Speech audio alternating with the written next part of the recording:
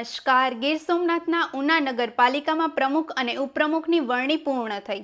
પ્રમુખ તરીકે હર્ષા રાઠોડ અને ઉપપ્રમુખ તરીકે મિતેશ શાહની પસંદગી કરવામાં આવી, જ્યારે કારોબારી ચેરમેન તરીકે ઘનશ્યામ જોશીની વરણી કરવામાં આવી.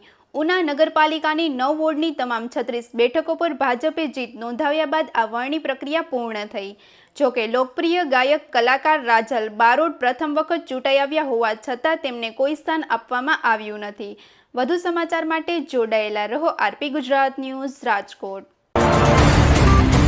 બાબતની મંડળી મીટિંગમાં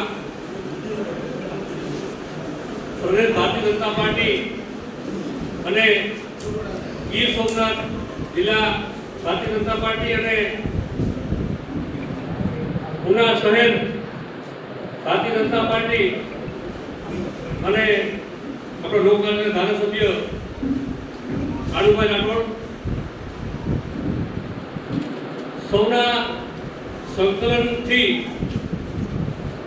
ભારતીય જનતા પાર્ટીની જે પ્રણાલી રહી છે એ મુજબ પ્રદેશમાંથી સર્વસંમતિથી સંકલનમાં જે નામો નક્કી થયા છે એ અત્રેથી જાહેરાત કરવામાં આવે છે.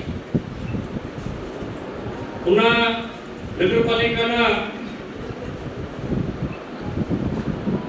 પ્રમુખ તરીકે શ્રી હર્ષાબેન ભોલુભાઈ રાઠોડ,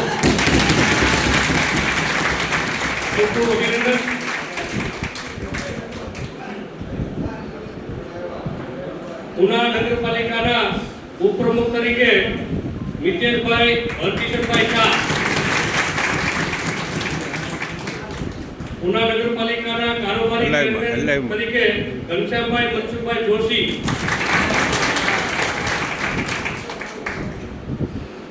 પક્ષના નેતા તરીકે અશ્વિનભાઈ રાજુભાઈ ડાબી